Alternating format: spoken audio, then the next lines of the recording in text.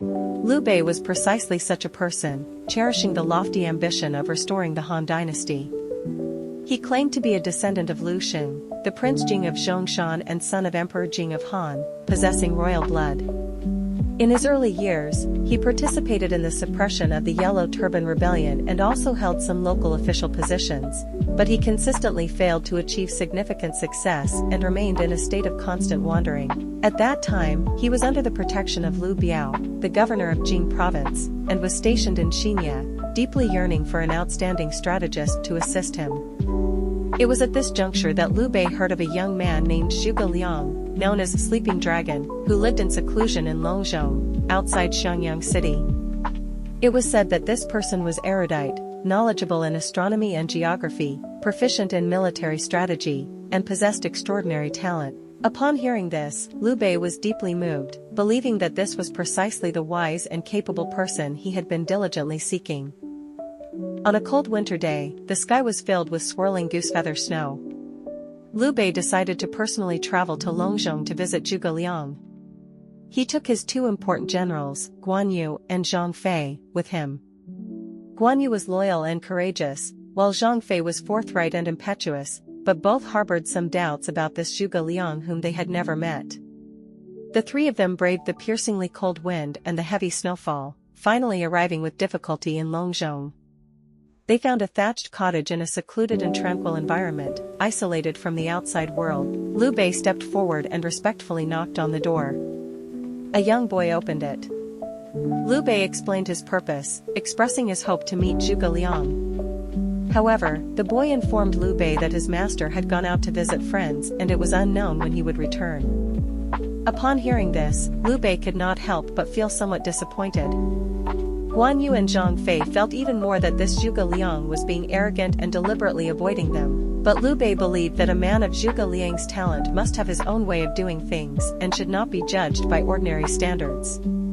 Despite not being able to meet Zhuge Liang, Liu Bei still very solemnly asked the boy to pass on a letter, in which he expressed his admiration for Zhuge Liang and his sincere desire to obtain his assistance. Then, Liu Bei and his companions, covered in snow, returned with a sense of disappointment. Not long after, Liu Bei decided to visit Longzhong again. This time, he held hope in his heart, anticipating the chance to finally meet this legendary talent. He once more took Guan Yu and Zhang Fei with him, and they traveled the long distance to the thatched cottage. However, fate seemed to play another trick on Liu Bei. When they arrived, the young boy came out to greet them again, informing them that Zhuge Liang had gone out once more. This time, Zhang Fei's patience was almost exhausted. He couldn't help but grumble, "This fellow is going too far. We've come to visit twice and haven't seen him either time. Could he be deliberately avoiding us?" Although Guan Yu remained silent, a look of displeasure appeared on his face. Liu Bei, however, maintained his humble demeanor. He soothed his two sworn brothers, saying, "This gentleman is a man of high virtue, and it's natural for his whereabouts to be uncertain. Since we sincerely seek his talent, we should have more patience." Although the second visit still did not result in meeting Zhuge Liang, Liu Bei's desire to find talent only grew stronger. He firmly believed that a man of Zhuge Liang's caliber, once he could obtain his assistance, would surely bring about a turning point for him.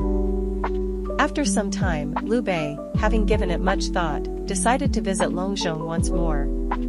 To express his sincerity, he specifically chose an auspicious day according to the calendar and fasted and bathed to show his respect for the virtuous scholar.